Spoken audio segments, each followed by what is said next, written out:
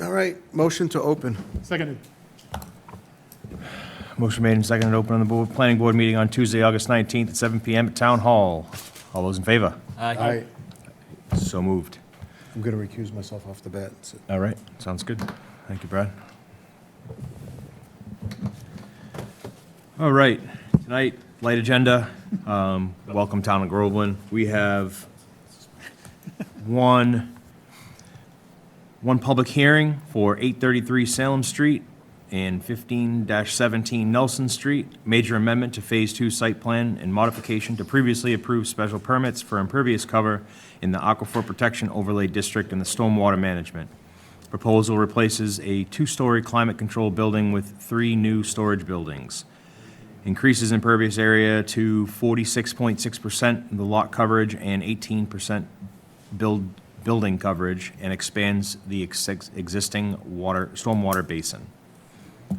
Entertain a motion to open the public hearing, unless you guys have any comments or anything before we open up public hearing. I do not. No, so motioned. Seconded.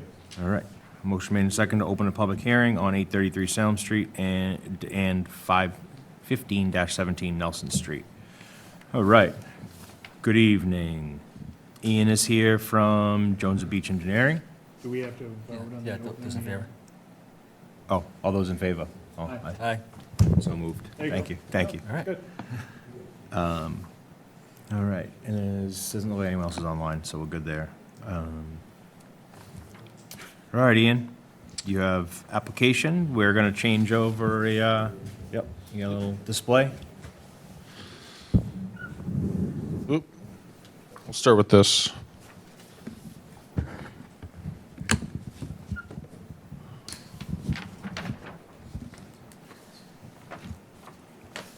That's this one. All right, so I figure I'll give a brief summary. So this is just the as-built. I do have the site plan that I can flip to, but I'll give a brief summary kind of what was discussed last time. So the first sheet, one thing we did include in this set, we did an updated plan set really and replaced the existing conditions plan with an actual as-built plan of what exists there today, essentially the existing conditions for the purpose of Phase 2. So Phase 1 was comprised of the originally approved 2 what you call standard drive-up style storage units, and then a contractor bay style building. So 3 total buildings built on the 833 Salem property, connected to the previous 2 buildings that were built on the Nelson Street property years before that. The original approval also counted for a 2-story climate-controlled building with office space in the remaining area, what really became what's called Phase 2. And so what this major amendment application is requesting is amended approval to modify that 2-story climate-controlled building to 3 separate buildings. One of which will still be 2 stories, essentially to help us break up the grade drop in the site. So from the Salem Street side or the north side of the project, building 1, which still has a small office space attached to it, will only appear as 1 story because it's up at the grade of Salem Street. The site does drop down as you move south and into the site. And that building 1 would have a 2-story appearance from the south side. There is a chance that building may be designed as climate controlled. It's kind of suitable for that. Could be small units with 2 stories. Right now, though, it could really accommodate either. It could be drive up with just access on the north side for the upper level, and then access on the south side for just dry store, unclimate controlled if needed. No change to the amount of utilities. We already have a water line through the site that's been constructed as part of Phase 1. So we would be able to meet any sort of NFPA code, building code, that kind of thing, and be able to provide water for the office space as well, because that will have a bathroom in it. And then what's being called as buildings number 5 and 6. Those are 2 single-story drive-up style buildings. Those are essentially just mirrored of what was built as buildings 2 and 3 in the original approval, just shorter in length to fit on the site. And then obviously the paved areas around it, and we tie into the existing edge of pavement that's there today. One of the things we discussed, and my understanding is it will be reviewed by TEC at some point, is that obviously with this change, there was a small net increase of about a little over 4,000 of square feet of impervious area on the site. We're still within the allowed percentage of under the zone, but one way we're trying to kind of quantify the best way to analyze, was there an impact from this or not? So uniquely to this site is that it lies in a low spot in this area, Nelson Street, and points east. Really, there is no natural flow. I mean, in theory, if it ponds high enough, it just flows across neighboring properties, and the adjacent residential development does have some drainage infrastructure, but nothing within the right-of-ways of Nelson Street and the next street to the east. So we really had to look, and this goes back to the original approval, we had to look at it as a kind of closed system, maximizing infiltration on the property and limiting any sort of outflow from the property to the higher storm events, your 50 or 100-year storm events. So that was the design intent when the Nelson Street project went forward, to the point that the Nelson Street project, right between the proposed storage buildings on the Nelson Street lot and Nelson Street itself, that pond was oversized a little bit to essentially help with the existing flooding issues on Nelson Street, just basically provide more space for stormwater infiltration. And so with this, the approval on the 833 Salem Street property, there's obviously a large infiltration basin shown on all the plans, kind of long in the east-west direction, kind of on the north side of Building 2. So that pond, really, the goal there was to maximize the infiltration from this project for stormwater. And so one of the things that we included in our updated drainage analysis in the executive summary was, we still show that for the peak flows, we still are in compliance with the existing conditions, the pre-existing conditions before anything was done on this property. But one thing we added, and really I think was more of an item that to help TEC do the checks and not have to dig through our data as much, is I did a table where I said, I looked at this infiltration basin and said, that's really the end point for the bulk of the storm events. How are we affecting the ponding elevation in it? Because the outlet from that is a small pipe, and that's the only outlet that controls. And so we basically showed that with this change, which is the change in the buildings, we are proposing a very small change to the side slope of a corner of the infiltration basin. We're showing that we're either at the approved ponding elevation or below.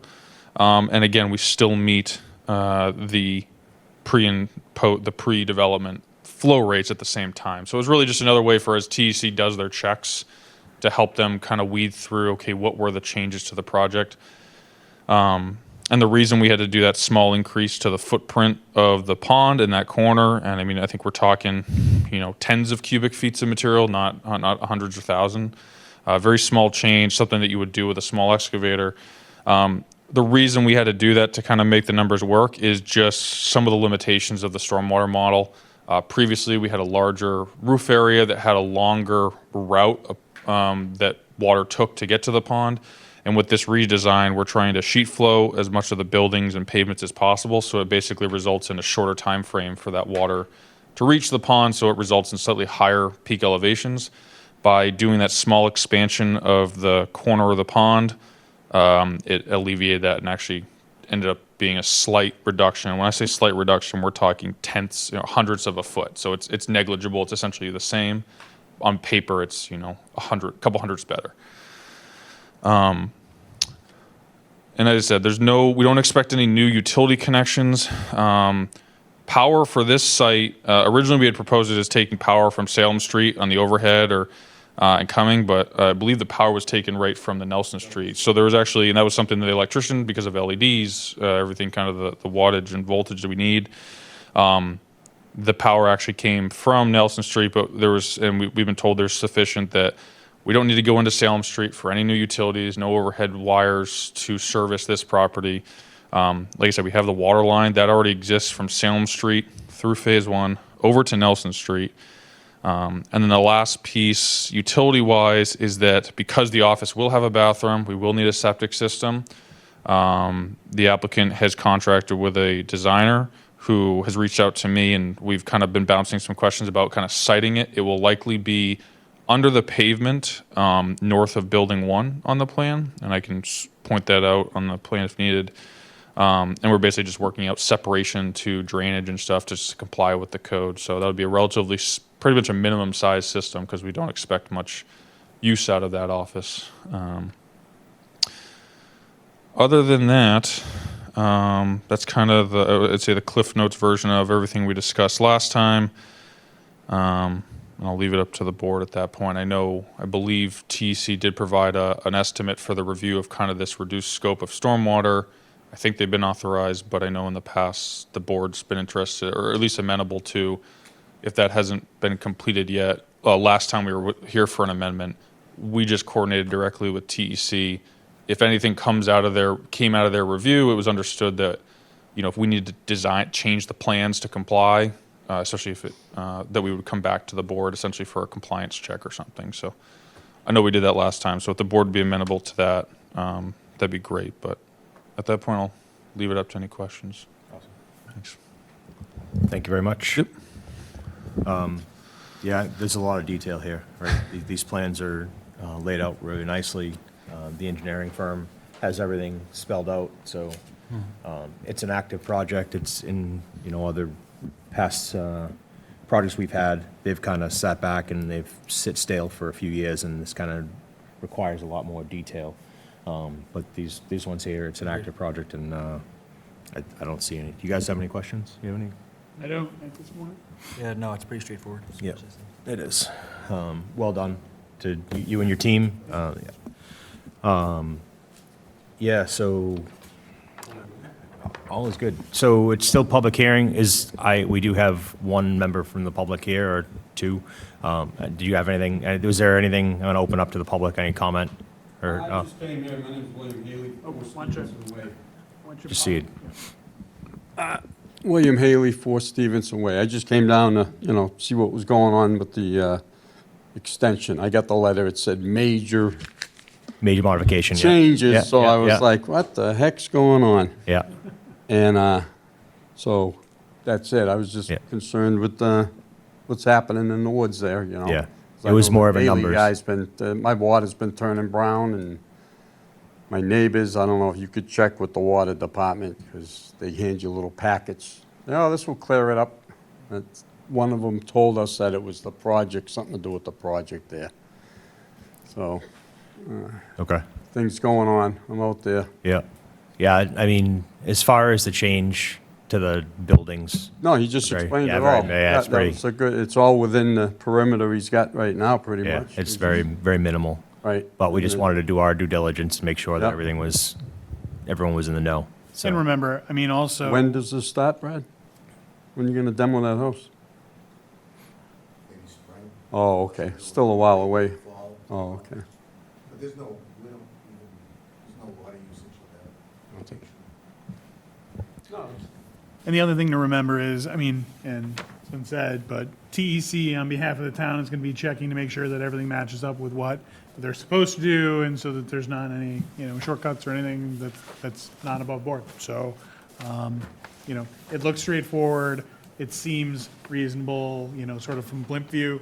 And then when the people who are skilled at these areas put their heads together, then, everybody will put their thumbs up and say, okay, this is okay, and it's better, or at least the same, impact as what it would have been with the plan that was already greenlit. So, it's just the builder doing their diligence, the town doing their due diligence, and making sure that everybody has a chance to be heard too. This is how we want this process to work. Well, this is good here. I'm not worried about Brad. Yep. I went through the whole thing with the project. There's no due diligence. Good. I've watched stuff get filled in and this and that. Good. A lot of things going on. And then things shooting at night, I mean, I go off subject there, so. Yeah, I called the police, I called, No, sure. Whatever. all right. With that, Ian, you have nothing else? I think the only thing, just so I understand, and maybe this is more of a question for John. So we have an existing, like you mentioned, it's an existing project. So there's an existing memorandum of decision. So does that just get amended, or is this a new memorandum of decision that gets recorded? Have we thought about that? Just because I know a lot of the conditions under the original, like the fire hydrant, a lot of it's been completed. So I didn't know if this was, just curious how we foresaw Process. that process of recording this amendment, essentially. Yeah. Yeah, I don't know for sure. I'd have to Yeah, have to that's a follow good up on question. I that. kind of had in my head that it would just be amendment to the original decision, but And to add to that, I know one of the things before the board at some point to discuss, whether it's tonight or not, but there's essentially the release of escrow funds. It's more of understanding is that because this is kind of a phase two, I guess it's under the same project, but if that gets undertaken by somebody else at some point, I guess making sure we understand the process of like the current developer escrow funds being released, but making sure there's an understanding that if somebody else does this project, there'll be a new performance guarantee for that. piece Yeah, of it. I don't have either of those answers with Yeah. me currently, but I can reach out to you tomorrow and. Yeah, that's fine. I figured you normally it takes more on your end to draft it and go through and findings of fact and stuff. So Yeah. that was the only thing I understand that's taken care of after this process. So yeah. Okay, cool. Thank you. Entertain a motion to close public hearing. I will make that motion to close the public hearing. seconded. Moved, made and seconded. All those in favor? Aye. Aye. So moved. All right.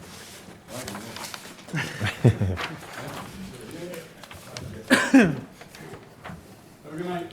You too. Thank you. Thanks, coming. thanks for coming in. All right. So now we can vote on this. We can just have a discussion internally, whatever, as well as we know that TEC has a peer review that they'll complete. And then that's really what we have to determine whether we say we accept changes as noted and pending TEC review. They're good to move forward and we can accept it, so. So, does it make sense to like wait for TEC to, give the thumbs up and say everything's good and then say it's good? Or is this where we should now say, assume, once TEC blesses it, then it's good? Again, this is, maybe 60 to 1 hand. Yeah, do we do approval subject to TEC review or something? like That's that? that's Yeah. typically what we do Yeah. is subject to review. Yeah. Because it's such, it would be different if it was a project that was, like I said, stale, and we haven't seen it in a while. Understood, Yeah. understood. You could do it either way.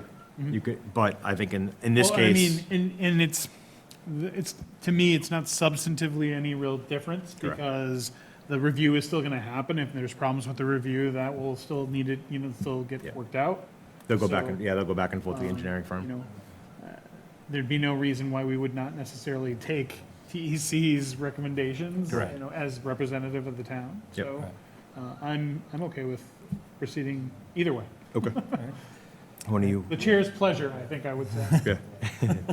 yeah, that works for me. So Yeah. do you want to, Yeah, I'll make a motion to approve the major amendment on 833 Salem Street and 15-17 Nelson Street to the Phase 2 site plan and modification to previously approved special permits for impervious cover to the Aquifer Protection Overlay District and stormwater management, subject to TEC review. I will second that motion. Sorry to interrupt. Just because I want to jump in before the vote. This is kind of an odd thing, and Brad just reminded me of it. More so if the board's willing to acknowledge it. So as you're aware, there's a applicant coming before the zoning board potentially to transfer a special permit and essentially purchase the project. With the as-built that we presented, the attorneys look at it and they start asking questions about comparing the approved site plan to what was built. And there was things like probably about a 10 square foot section of riprap and a small encroachment of the guardrail that on the Nelson Street project that went into Nelson Street right of way. I don't know if there was there a resolution on public versus private? Our assumption has always been Nelson Street's a private. I think we were told that multiple times by the town. Well, I mean, I presume that all the approvals subject to the last application approval, everything tied to that would stay, and then this would be the amendment on top of that. This Yeah. is the amendment For Well, specifically for the, right, right. So this wouldn't impact anything that was already been approved. Right. That sounds right. Right. Yeah, yeah, and it was more so, it was an odd request from the attorney teams between the two, that their concern was, hey, you didn't show the guardrail going, it's like a foot or two further than it was, and there was a piece of riprap, which, in my mind, something like a riprap stabilizing an entry point, that's a construction field change. It's different if you're putting it on a slope and replacing grass. Yeah, I don't, I mean, honestly, it's probably something, and, you know, Chair, please correct me if I'm off here, but, you know, since it's not something in front of us, I don't think that we can flat out say, you know, this, that, or the other thing. Yep. But anything that was previously approved, subject to the as-built and site plans that we had, yeah. you know, would still remain in place with this additional amendment. So any requirement Yeah. back then would Right. still be enforced now in equal force. Yeah, and essentially what happened is there was a little bit of additional riprap put in at, I guess what you could call the low spot of Nelson. It's hard to discern. My feeling on it, we were asked to kind of bring it up. My feeling on it was that also, I believe under the conditions of approval, the as-built has been provided, but I believe at some point the board actually has to undertake a vote to say, hey, it's in conformance with what the intent of our approval is. And my thought is, at that point, something like a little bit of extra riprap, the board can review and say, does that align with the original intent? So that's why I do believe it's not covered by this vote, but I think maybe in the future when the board takes that vote on the as-built plan. So then maybe the best move is to identify all the little thing, small things. Yeah, it's two things. So should they? So Brad Legals, 833 Salem Street, live at 16 Evergreen Lane, Groveland. So part of the past Nelson Street approval was TEC's recommendation, and with Ian, was to put the pond on Nelson Street, since it's a private road. And that way we can, it straddles over the line 7 feet. We started with 12 and we dialed it back to 7. The reason to do that was to capture all the runoff that goes into the bowl from Nelson Street, because it's always been a low spot, it's always been flooded. Well, it doesn't flood anymore, except for, got flooded out with that, 100 years. 7-inch rainstorm in 10 minutes. It got a little dicey down there. So when we put the pond in, nobody spoke about a guardrail. In the interest of health and safety, we installed a wooden guardrail so nobody would slip off and go into the pond.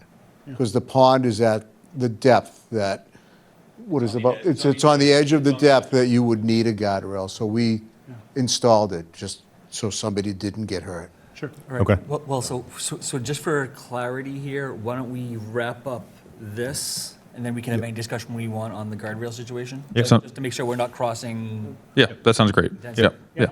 yeah. Yeah, I think that'll come apart as the as-built review and sign off Yeah, and things like yeah. that. So Got it. we're Yep, good to go. thank you.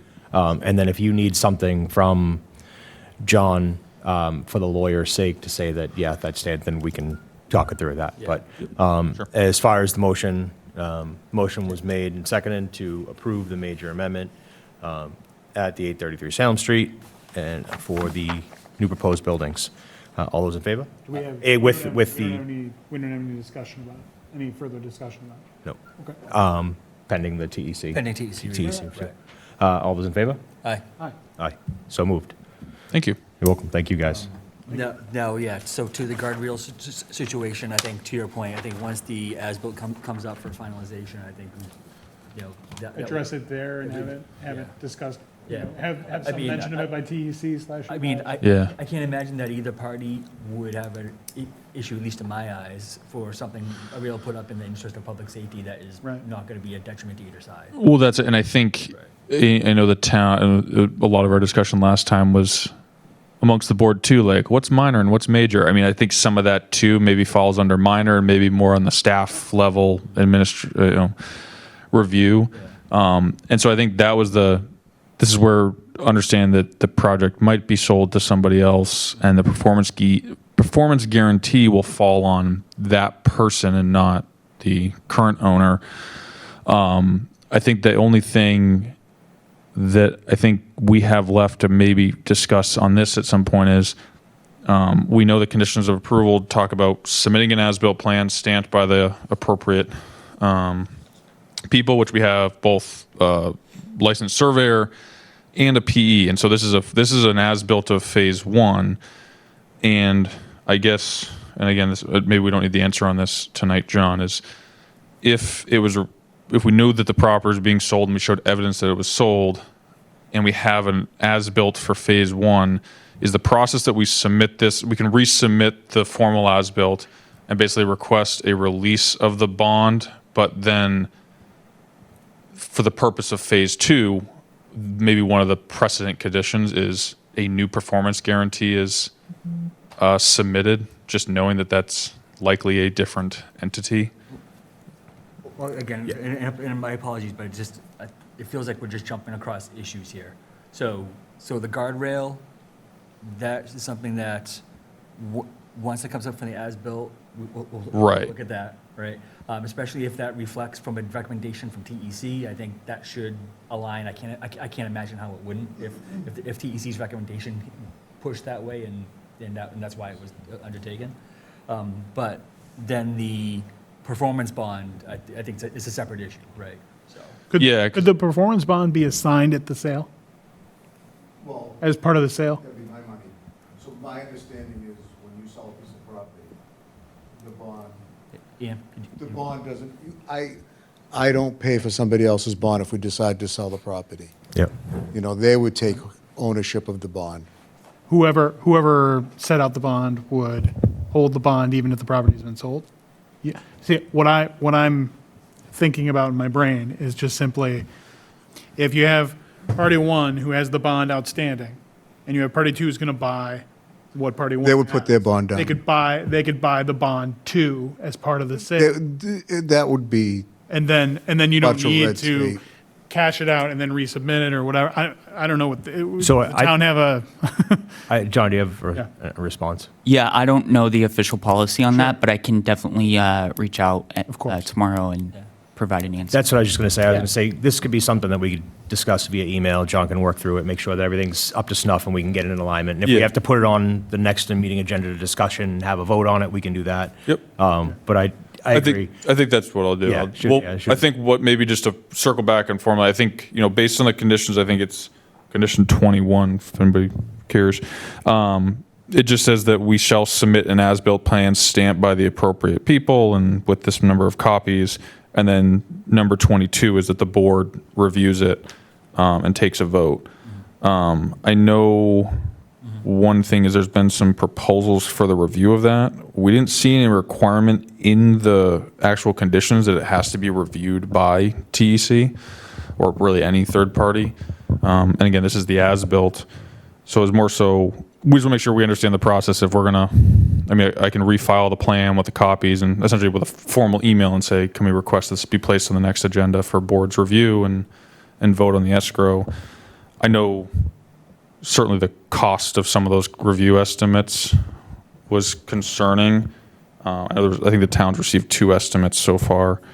But the fact that I haven't come across a regulation in the town that says it has to be reviewed. It just has to be supplied. We can look it up. So that I will don't be know off the just, top so of my head. I'll kickstart it with just I'll resubmit the as-built with that request. We'll go from there.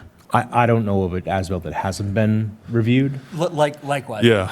I feel like they are, but I don't know That's what, that they have to. But again, I think it doesn't. I think tomorrow we could do a quick search and we could find. okay. Yeah. Answer. I assumed it was, I think I had heard that it was, and then obviously We can review, John, you can look it up, we can review it. I think it's in the town's best interest to have an as-built reviewed by an engineer. We're not professionals, right? I would tend to think. But we'll make this, you can submit it and we can kind of go from there. Okay, I'll start with an email and we'll put that. Yeah, but I'll resubmit it when essentially from mine with these requests per this condition number, whatever. I'll kind of formalize it that way. And yeah. Okay, Okay. great. Thank you. You're welcome, thank Thanks you. thanks for your help today. All right, we're good with there.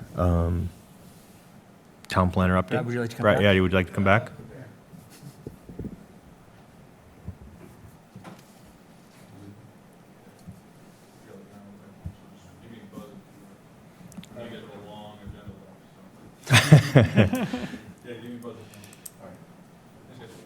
Thanks, Ian. Make a motion to accept Brad back onto the board Seconded. for the remainder of the Must be. evening. Must be. Chris, I already seconded it. Seconded. All those in favor? Aye. Thanks for welcoming me back. Chris, appreciate that. All right. Town planner update. Yeah, so the only update I have is regarding the open space and recreation plan for the town.